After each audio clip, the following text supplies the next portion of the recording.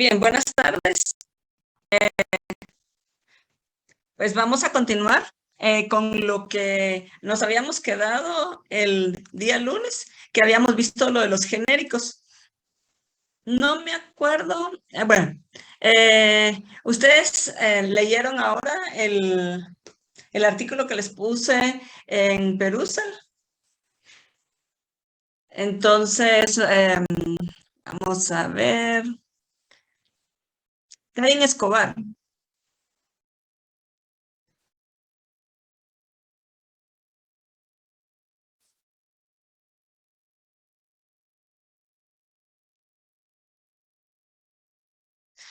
Karen, ¿qué te pareció el artículo?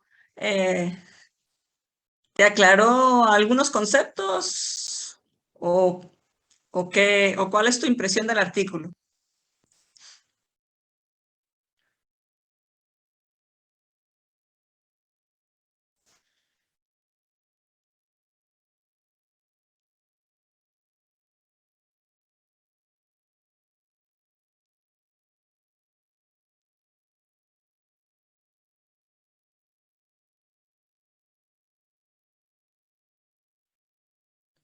Creo que me va a contestar por el chat, Karen.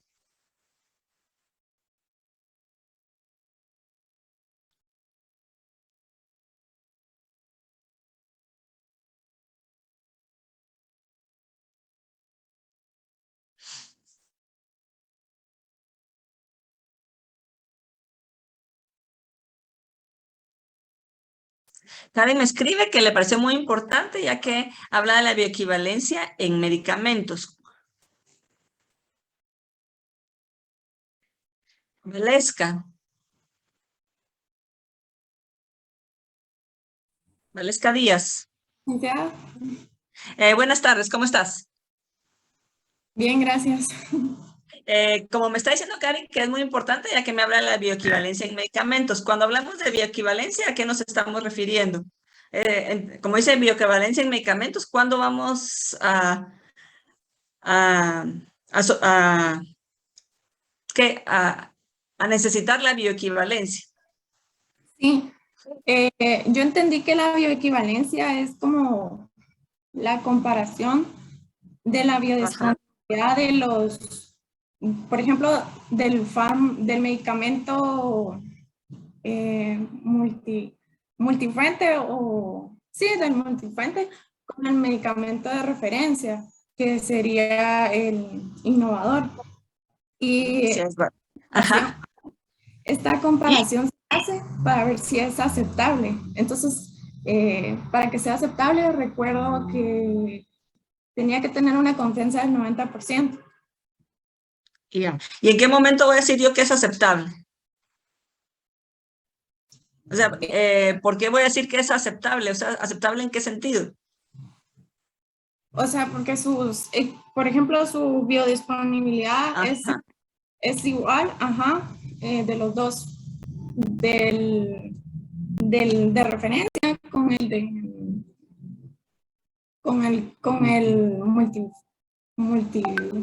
olvida esa De palabra. fuentes múltiples. ¿De fuentes Ajá, múltiples o sí. múltiples fuentes? Vaya, gracias, Valesca. Muchas gracias. Bien, entonces ya Valesca, en pocas palabras, nos transmitió cómo lo que ella sacó del artículo, pues algunos aspectos. Y entonces este artículo se los dejé para ir completando lo que lo que habíamos empezado el lunes en relación a los medicamentos genéricos cuando habíamos hablado de equivalentes. Realmente lo que son medicamentos genéricos tiene múltiples definiciones y algunas dimensiones incluso legales, farmacológicas, clínicas y económicas, como pues habíamos hablado, que generalmente el medicamento genérico resulta ser de más fácil acceso económicamente a las personas, o eso es lo que se espera. Andrés, pero esto de biodisponibilidad no involucra aspectos farmacocinéticos y farmacológicos con relación al producto de referencia, bioequivalencia. Eh, sí, lo de los aspectos farmacocinéticos, sí, ahí se los decía en el artículo. Les hablaba incluso de las fases farmacocinéticas. De equivalencia, no involucra aspectos de bioequivalencia, ¿cómo así? No te entiendo, Andrés. Perdón si se escucha un poquito de ruido en el fondo, por eso había escrito en el chat. Es que yo había Ajá, entendido que la parte de bioequivalencia, o sea, involucraba todos estos aspectos, ¿no? ¿O estoy perdido yo? ¿qué aspectos? Perdón, O es sea, que estos yo aspectos no. farmacocinéticos, o sea, que un medicamento genérico debe tener como esta bioequivalencia, relacionando que la farmacocinética y la farmacología de este producto genérico sea equivalente al producto innovador, ¿o estoy confundido yo? No, sí, así es. Ajá. Ah, ok, ok, gracias. Vaya, Andrés. ¿Y Hans? Buenas tardes. Sí, es que yo también Buenas tenía esa tardes. duda, porque yo entendí de que en el artículo decía que la bioequivalencia era que tuviera el compuesto, el principio activo, en la misma cantidad que el medicamento innovador. Pero Ajá. después mencionaba que también habían aspectos de farmacocinética, como menciona Andrés, de absorción, solubilidad, todo esto, que no lo tomaba en cuenta en la bioequivalencia, que daba problemas. Entonces no sé si bioequivalencia es como que solo que tenga el principio activo y la concentración adecuada, o si abarca todo con todo y excipientes y mecanismos. Gracias, Hans, por la pregunta. Sí, la bioequivalencia, o sea, lo que le dice el artículo, es que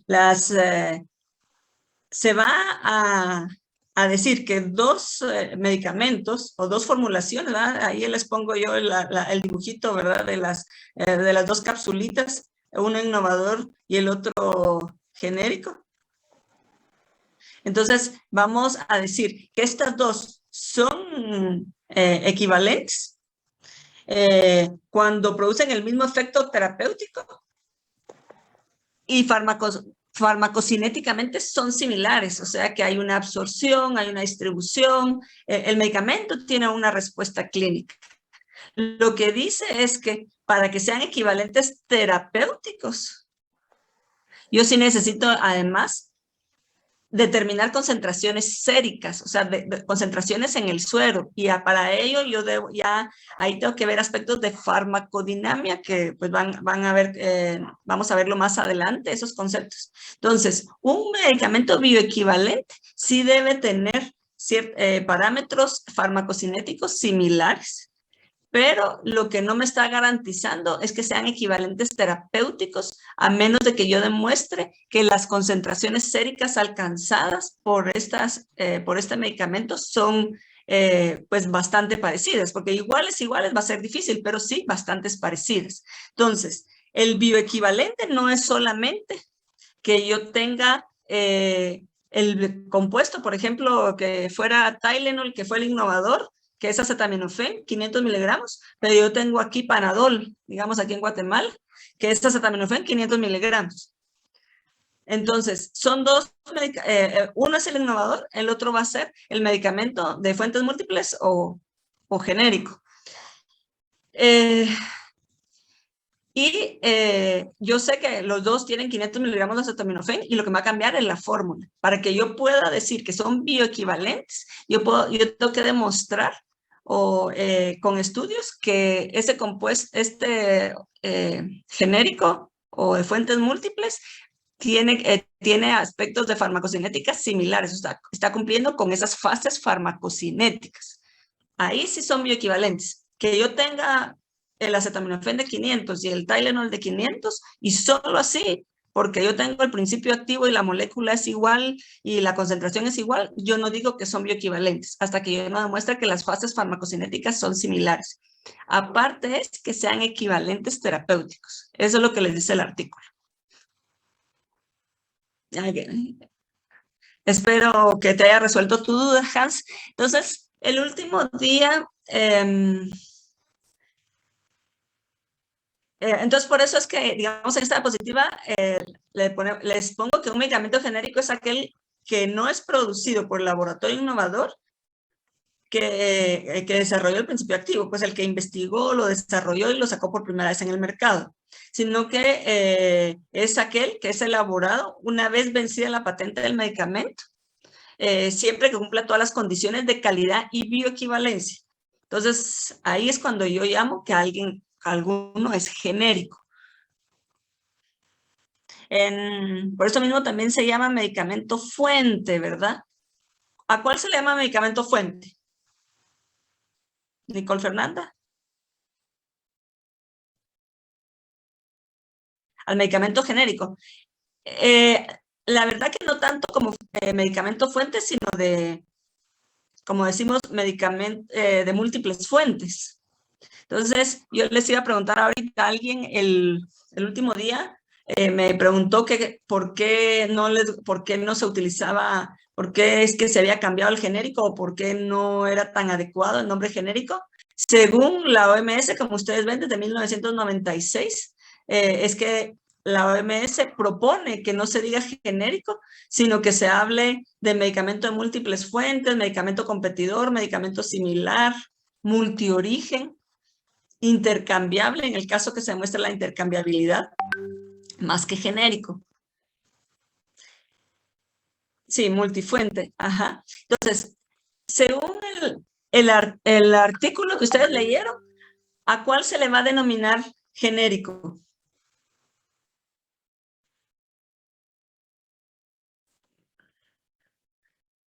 Vamos a ver, Santiago Escobar.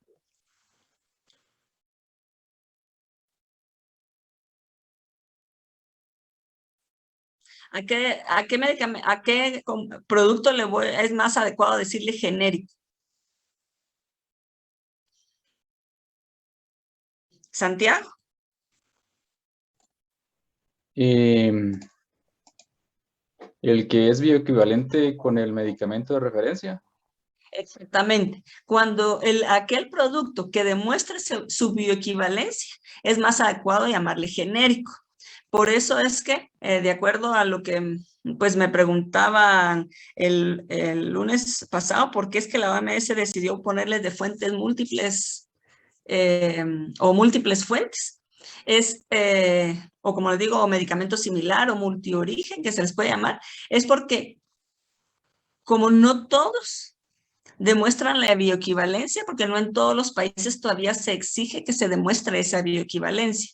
Entonces, mientras se entraba a que en todos los países aquellos medicamentos que no son los innovadores lograran demostrar la bioequivalencia, para la OMS era más correcto decir que eran de fuentes múltiples, era decir, o multiorigen. Es un medicamento que es de otro que no es el primero, no es el innovador.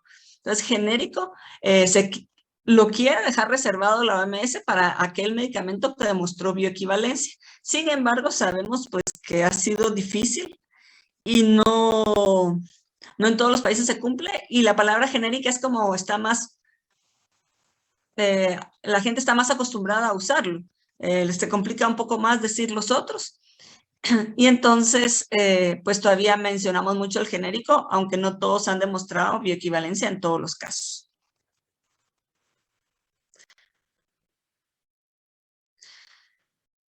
Y entonces, lo importante es saber que todo aquel medicamento que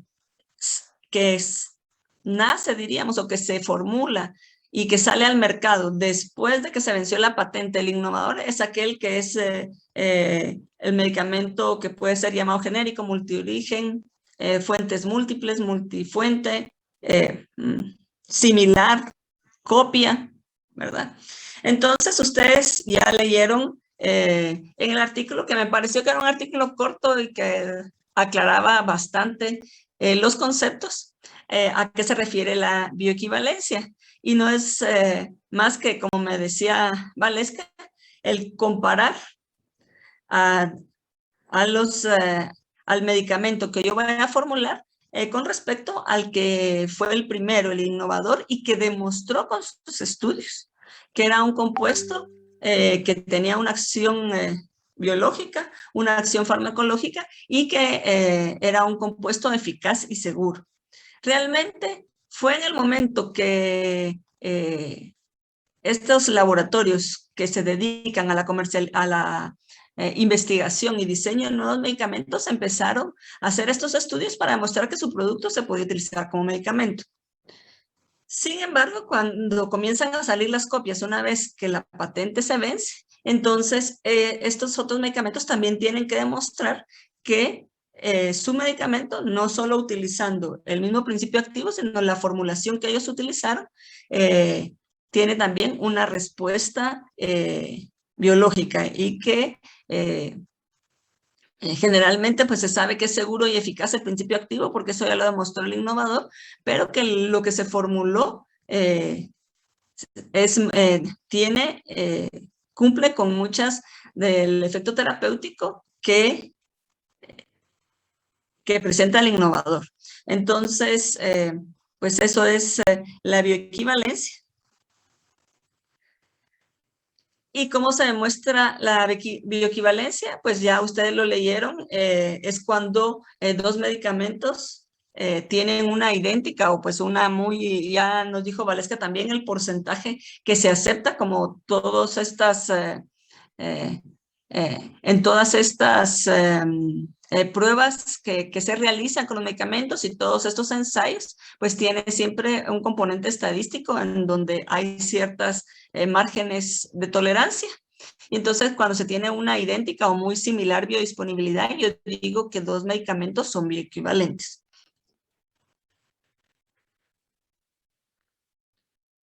Entonces, en base, y ustedes dirán, ¿por qué nos brincó la clasificación a lo que es bioequivalente? Porque estábamos viendo que unas clasificaciones es decir que si es un innovador o si es un medicamento de fuentes múltiples o multiorigen o genérico. Esa es una clasificación dependiendo de lo que ya explicamos, pero también dependiendo si está demostrando, si debe demostrar o no esa bioequivalencia. Entonces, también hay un sistema de clasificación biofarmacéutica. Entonces, este es un marco de clasificación de fármacos de administración oral basado en su solubilidad y permeabilidad. Entonces, se va a ver qué tan soluble y permeable es la molécula y en base a eso se puede aceptar cumplir o no con ciertos parámetros para demostrar la bioequivalencia. Esta clasificación biofarmacéutica es una herramienta para el desarrollo de especificaciones de disolución in vitro para asegurar bioequivalencia entre dos formas farmacéuticas orales sólidas de disolución rápida. Y en conjunto con las pruebas de disolución in vitro, entonces, esta clasificación biofarmacéutica es usada para justificar la exención de los estudios in vivo de bioequivalencia. Entonces, como yo les decía, y como ustedes leyeron, la bioequivalencia yo debo demostrar que cumple con las fases farmacocinéticas. Y para hacer eso, pues yo tengo que hacer algunos estudios in vivo. Sin embargo, hay ciertas sustancias que de acuerdo a su solubilidad y permeabilidad, y como estamos hablando de fármacos de administración oral, sabemos que tiene que seguir una serie de fases dentro del organismo para llegar al lugar de acción. Si estas moléculas tienen estas características, yo puedo obviar esos estudios in vivo y solo quedarme con las pruebas in vitro de disolución. Y entonces de esta manera se proporciona un medio racional para identificar la posibilidad de tener una correlación in vivo, in vitro.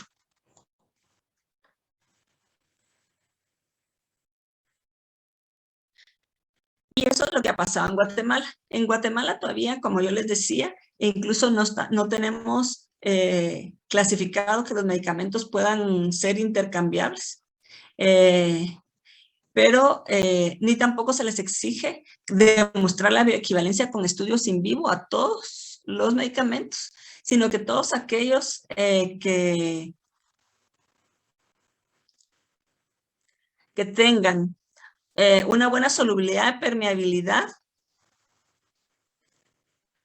según esa clasificación biofarmacéutica.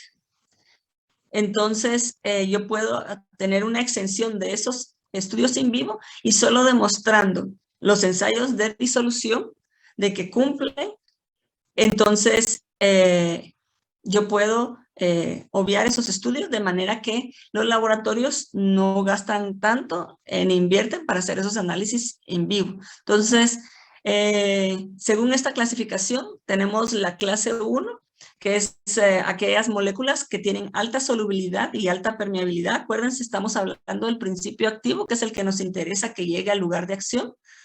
La clase 2 son aquellos que tienen una solubilidad baja, pero tienen una permeabilidad alta. La clase 3, solubilidad alta y permeabilidad baja. Y la clase 4, solubilidad baja y permeabilidad baja. Y entonces, esta clasificación biofarmacéutica va a recomendar métodos para la determinación de la solubilidad y permeabilidad del fármaco, con el objeto de facilitar la clasificación de los fármacos. Esto más que todo pues se ha utilizado para que los medicamentos que se quieran vender y que tienen que tener un registro sanitario puedan pasar los requisitos de este registro sanitario y puedan ser aprobados. Y de esta manera se identifica el tipo de fármacos para el cual la bioequivalencia puede ser determinada únicamente en pruebas de disolución in vitro.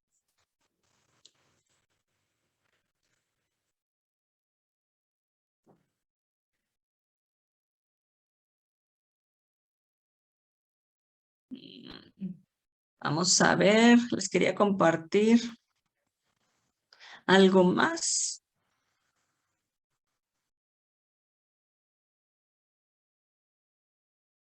Pero creo que no lo tengo aquí.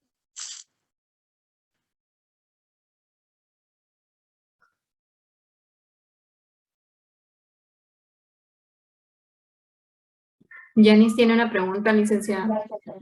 Sí, Janice. Gracias, Silvia. Buenas noches, licenciada. Es que a mí no me quedó muy claro esto último, perdón. Entonces Ajá. quiero ver si entendí bien. Por medio de esta clasificación que nos enseñó de la solubilidad y la permeabilidad, Ajá. En base a eso, es que se pueden obviar las pruebas in vitro y realizar que sean, perdón, in vivo y que sean in vitro, ¿cierto? ¿O Ajá. estoy confundida? Sí, mire, ajá. Sustituir ensayo en humanos por ensayos in vitro. Y aquí, miren lo que les estoy presentando en este momento. Sí, sí se ve. Entonces, ven ustedes, aquí dice, esta clasificación permite, y esto fue propuesta por un señor que se llama Gordon Amidon. Él estuvo incluso para un congreso aquí que tuvimos en la Antigua, cuando él acababa de realmente comenzar a hacer estos ensayos biofarmacéuticos. Entonces, esta clasificación se hizo en base a que los factores que modulan velocidad y cantidad absorbida de un principio activo en formas farmacéuticas sólidas son la solubilidad aquosa, la permeabilidad, que es la permeabilidad intestinal, y la disolución del medicamento. Entonces, como no todos los laboratorios pueden, o sea, están en capacidad de hacer estos ensayos in vivo, que son los que los que ustedes pueden ver aquí. Entonces, de acuerdo a esta clasificación biofarmacéutica, entonces yo puedo usar ensayos in vitro, que es este ensayo y solución. Este es el equipo donde se hace el ensayo y solución, en donde va a estar diluida el principio activo en soluciones similares a las fisiológicas, y de esa manera poder determinar la cantidad en que se disuelve y que si se va a absorber o no se va a absorber y va a llegar a tener un efecto terapéutico. Entonces, si tienen generalmente la clase 1, como yo les decía, tiene una solubilidad y una permeabilidad alta. Entonces, generalmente a esos compuestos pues no se les exige esos in vivo, porque tiene alta solubilidad y alta permeabilidad.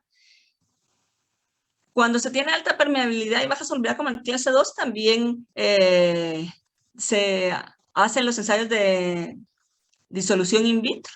Y también puede servir como, son compuestos que tienen exención para hacer los ensayos in vivo. Y la verdad, la clase 3, que ya tiene una alta solubilidad, una baja permeabilidad, va a ser en función de la velocidad de disolución, y si demuestra una rápida velocidad de disolución, generalmente también van a poder no cumplir con los ensayos in vivo, sino solo demostrar esa velocidad de disolución. Y por último, la clase 4, generalmente, por ser de baja solubilidad y de baja permeabilidad, casi difícil que esos medicamentos, para poder demostrar que son bioequivalentes, tienen que hacer los ensayos in vivo o in vitro. Entonces, esta clasificación, que ustedes lo van a ver más adelante en otros cursos con más detalle, es lo que nos va a ser importante en el momento de que se trabajen con medicamentos genéricos, multifuentes, similares, para demostrar que estos medicamentos se comparan en relación a la biodisponibilidad y que pueden cumplir su acción terapéutica, igual que o pues similar al innovador. ¿Te quedó claro, Yanis, ahorita? Sí, muchas gracias. Sí, gracias. Espero no haberlos confundido. La verdad es que es importante, es algo que es importante, y sobre todo importante porque no solo porque ustedes van a trabajar en un laboratorio de producción de medicamentos y que van a producir genéricos, sino también desde el punto de vista de legislación, porque es lo que solicitan por lo menos aquí en Guatemala, el Departamento de Regulación, de que se pueda demostrar que un medicamento es bioequivalente, y si depende en la clase que caiga, ustedes saben qué ensayo es que les van a solicitar. Entonces, ahí es desde varios puntos de vista. Y de ahí espero, no sé si hay alguna duda con respecto a genéricos e innovador. Ya no hay ninguna duda. Yo espero que no. Siempre si tienen alguna duda después, pero creo que ya más o menos tienen un panorama. Y aparte ahora hablamos de biosimilares. Entonces, ¿a qué vamos a llamar biosimilares? Los compuestos, como vimos anteriormente, los compuestos que son copia del innovador, que pueden tener marca o no, que eso es lo que espero que les haya quedado claro, que tenemos genéricos con marca o sin marca. Como vimos, generalmente son compuestos de síntesis química, que vamos a tener un compuesto químico identificado, como yo les ponía el ejemplo, acetaminofén, puede ser ácido acetilsalicílico, ibuprofeno, hablando solo de antiinflamatorios, pero puede ser alguna molécula de algún antibiótico, que son compuestos que generalmente son moléculas relativamente pequeñas, que ustedes van a donde venden la materia prima y compran alguno de estos compuestos y hacen la formulación de sus pastillitas, sus cápsulas, etcétera, etcétera. Sin embargo, ustedes ya vimos que ahora hay cuando vimos fuentes de fármacos, que hay una serie de medicamentos que ahora son los llamados medicamentos biológicos, y que generalmente tienen uno o más principios activos de una fuente biológica, que ya vimos que es cuando se obtiene ya sea por acción de los microorganismos o procesos biotecnológicos, que vimos la manipulación del ADN, e incluye una amplia gama de productos. Como ya vimos, las vacunas, como la vacuna que estamos en este momento, pues ahorita que está se nos está administrando actualmente para ver cómo se controla la pandemia del COVID. Tenemos una serie de compuestos como los anticuerpos monoclonales que todavía son más complejos y que sirven para una serie de enfermedades como enfermedades autoinmunes, ya hay algunos de estos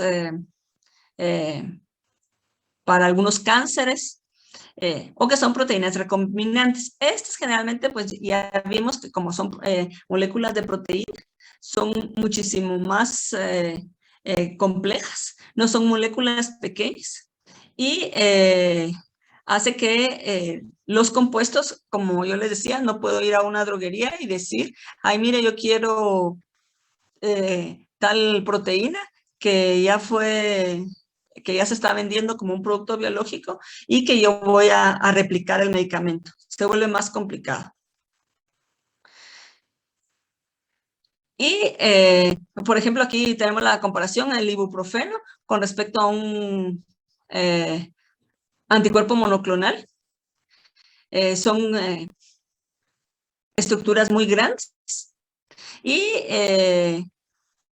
que requieren, como ya habíamos visto, que requieren de una tecnología muchísimo más complicada para producir estos compuestos. Entonces, ahorita, y esos, por lo tanto, no vamos a decir que son compuestos genéricos, no vamos a decir que son multifuentes, ni son similares, ni son de multiorigen, sino son biosimilares, porque son compuestos biológicos obtenidos por técnicas biotecnológicas, que generalmente son, como yo les digo, proteínas de gran tamaño y que requieren un proceso mucho más complicado. Ahorita quiero compartirles este video, me dicen si oyen y si lo miran.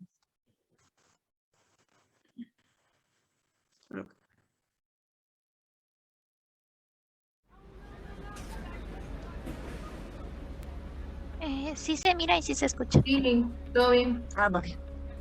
Since 2006, biosimilar medicines have generated more than 400 million patient days of clinical experience.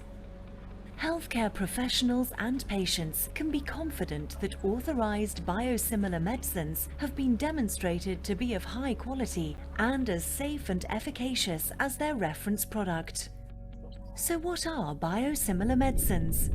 They are biological medicines which are highly similar to already approved reference products. These treat diseases ranging from hormone deficiencies, anemia associated with chronic kidney disease, to other widespread and difficult Perdón, que le entraba alguien. to treat diseases such as cancers and autoimmune diseases.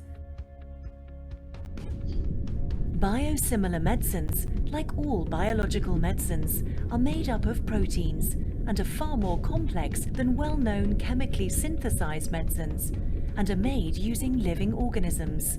Consequently, biosimilar medicines cannot be regarded as generic medicines.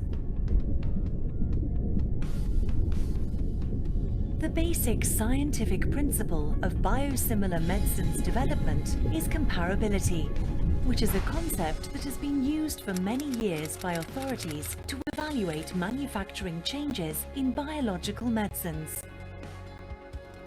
The development of a biosimilar medicine starts with the characterization of many batches of the reference product over its lifetime.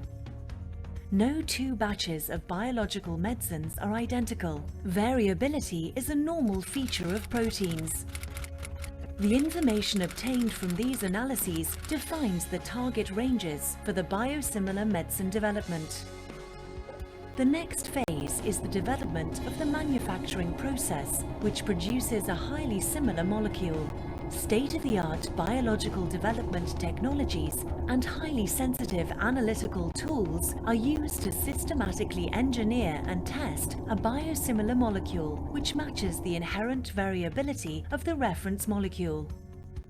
A stepwise head-to-head comparison with a reference product is performed. First step, physicochemical, quality, and biological comparability. Second step, comparative non-clinical studies. Third step, comparative clinical trials, which serve to confirm biosimilarity and to address any potential uncertainty about similarity that may exist. Biosimilar medicines are approved by the same stringent regulatory bodies authorizing all biological medicines in Europe. They are only authorized if there are no clinically meaningful differences to the reference product. Every word in the prescribing information has been assessed and approved, including all the granted indications.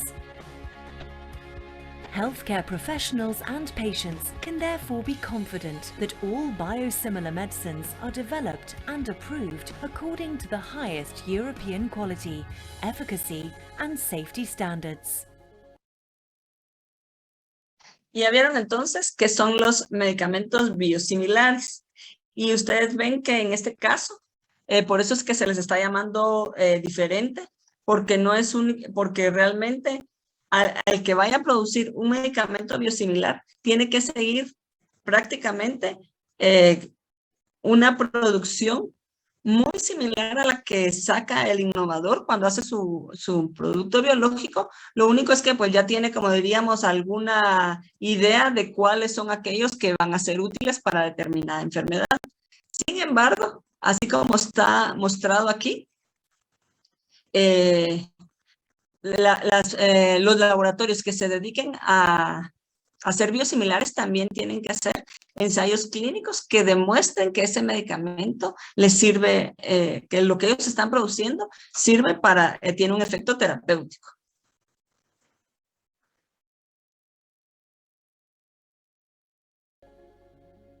Entonces, realmente las copias de los medicamentos biológicos son los que vamos a llamar biosimilares.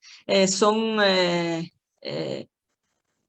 medicamentos que no son los innovadores, pero que también tienen que estudiar cuál es la secuencia genética, ver el vector de ADN que van a utilizar, hacer la producción, el proceso de fermentación lo van a hacer, solo que ya lo hacen de una manera diferente, porque esas son situaciones diferentes que ya se dan entre el innovador y el laboratorio que está copiando, y también pues ya hay, en la purificación ya son cuestiones propias de cada laboratorio.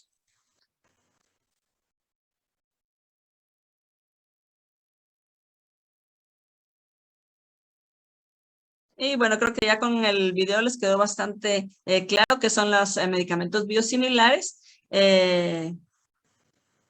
Y pues también lo que se espera es que con estas copias baje un poquito el precio de estos medicamentos biosimilares.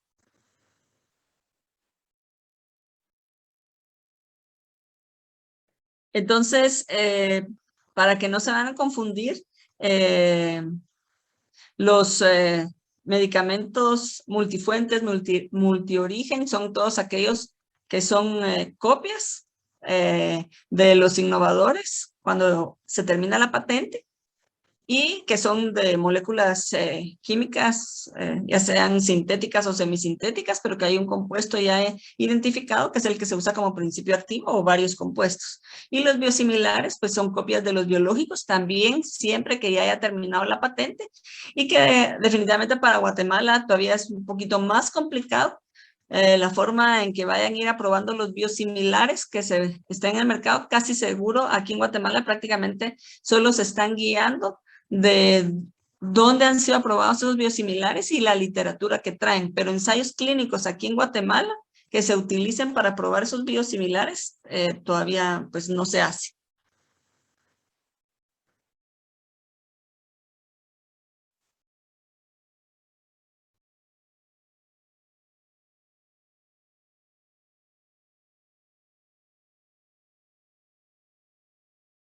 Fátima tiene una duda, Lick. Sí, Fátima. Gracias, buenas noches. Es que fíjese que yo leí que en la presentación que decía que los biosimilares tienen distintos usos al original. ¿O no? No, distintos usos no. Porque Entonces, generalmente, ajá, perdón, sí, o sea, el uso, el uso terapéutico siempre va a ser el mismo. va a ser el mismo, exacto. Ah, muy bien, gracias. Ujú. Sí. ¿Sí, Andrés? Sí, buenas noches, licenciada. Yo tengo una Buenas. duda respecto a la bioequivalencia. En una de las viñetas que vimos la última clase, los bioequivalentes son también llamados intercambiables. No estoy mal. Así Si tengo apuntado. si demuestran la intercambiabilidad, sí.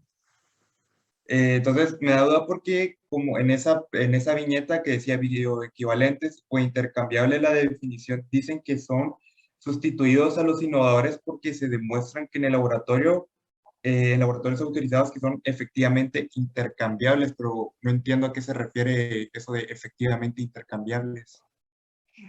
Que ya en otros países, aquí en Guatemala no, ya en otros países, México ya lo tiene, por ejemplo, así uno cercano, ya aquellos medicamentos que demuestran la bioequivalencia y además demuestran que son intercambiables, y hacen los estudios farmacodinámicos de manera de demostrar que las concentraciones séricas que se alcanzan tanto con el innovador como con este producto que es el genérico, dan resultados clínicos muy parecidos, entonces yo ya puedo decir que son intercambiables.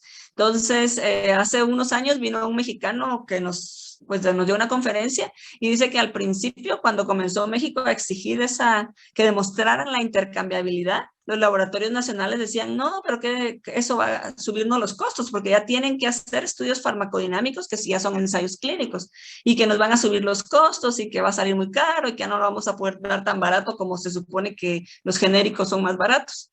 Pero desde el momento que las personas confían en que el producto, desde el momento que están declarando que son intercambiables y que saben que hicieron los ensayos para indicar que me da lo mismo usar el innovador que ese que demostró la intercambiabilidad, les ha ido de maravilla porque siempre son más baratos. Y además, ya la gente los compra muchísimo más y los consume más porque están asegurando la intercambiabilidad. No como aquí en Guatemala todavía se oye mucho que le dice, ay, no, si eso es genérico, tenés que tomar el doble. Eso tampoco es cierto. Pero la gente aquí tiene la idea de que pues, el genérico no funciona igual y que por lo tanto ya no siempre le tienen confianza. Yo les digo, depende del laboratorio. Y en algunos tipos de medicamentos, pues uno sí, ya cuando conoce uno, si lo piensa y dice, ay, no, si puedo comprar el innovador, mejor compro el innovador. Si yo ya sé, si es como yo les digo, vuelvo al ejemplo de una aspirina, yo tengo dolor de cabeza y yo no tengo la de Bayer, digamos, porque sabemos que la aspirina es pues, algo más usado. Yo me tomo la aspirina y no me quita el dolor o no me quita la temperatura o la inflamación, depende de lo que estoy buscando, pues no pasó nada de ahí, ¿verdad? O sea, lo único es que este medicamento no me sirvió. Pero si yo tengo una infección y yo me tomo un antibiótico genérico y ese no me funciona, eso sí se puede complicar porque sigue el microorganismo provocándome la infección. Entonces, realmente en el momento que las casas puedan demostrar que son intercambiables, con mucho más confianza uno va a poder utilizar esos medicamentos multifuentes o genéricos. Separado, entonces, equivalencia y otras cosas son intercambiables. La intercambiabilidad, sí. Ok, gracias. Y Marian, un medicamento fuerte de sus excipientes. Todo el que sea todo medicamento que se realice en diferentes laboratorios va a diferir en excipientes. Y esa es la razón por la que no siempre puede ser que se usen algunos excipientes que no son los más adecuados y por lo tanto el medicamento no logra ser biodisponible. Tal vez ya se demostró que la acetaminofén tiene la absorción y las fases farmacocinéticas, pero si yo lo formulo de tal manera que no logro que se libere, eso decía su artículo de las fases farmacocinéticas, hablaba de liberación, si yo no logro que el principio activo se libere de la forma farmacéutica, de la cápsula, de la pastilla, no me va a llegar a la reacción. Entonces, los excipientes cambian. Y como yo les digo, si yo tengo, no voy a poner otro ejemplo, yo tengo la lanzapral de 30 miligramos y el inoxidil que yo les decía 30 miligramos, que es omeprazol, bueno, o la lanzapral, que son similares, y yo puedo aplicar a lo que les está diciendo a Ariana, de que va a diferentes excipientes. Bueno, si yo tengo dos, yo conozco el principio activo, pero si el excipiente cambia y no me lo libera, yo ya no tengo ninguna, ya no puedo garantizar la acción. Entonces, eso es por esa razón que se vuelve complicado tener por las formulaciones que usen. El principio activo puede ser que sea el mismo, unos de mejor o menor calidad o mejor o mayor calidad, pero no sé si los excipientes cambian.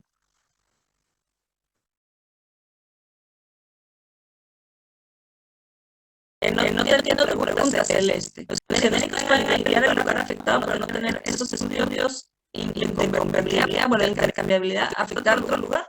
No precisamente afectar otro lugar.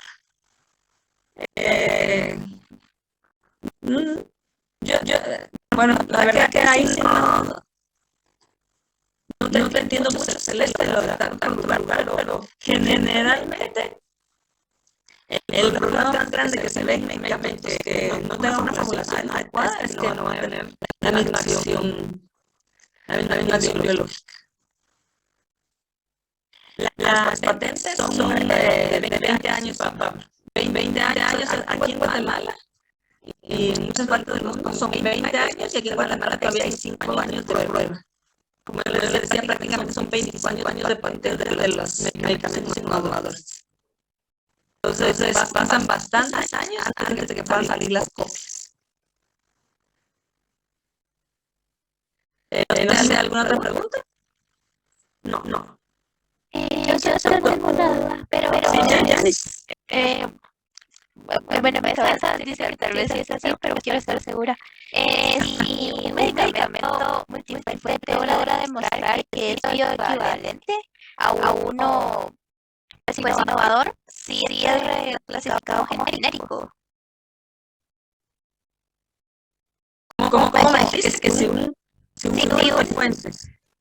Si un multifuente pues demuestra su bioequivalencia con uno innovador, ese se conoce, puede llegar a ser conocido como un medicamento genérico. Exactamente, ahí es donde según la OMS es lo adecuado para decir que es un medicamento genérico. Porque demostró bioequivalencia. Muchas gracias. Bueno, vamos a tener un pequeño juego de retroalimentación antes de despedirnos. De Quizlet.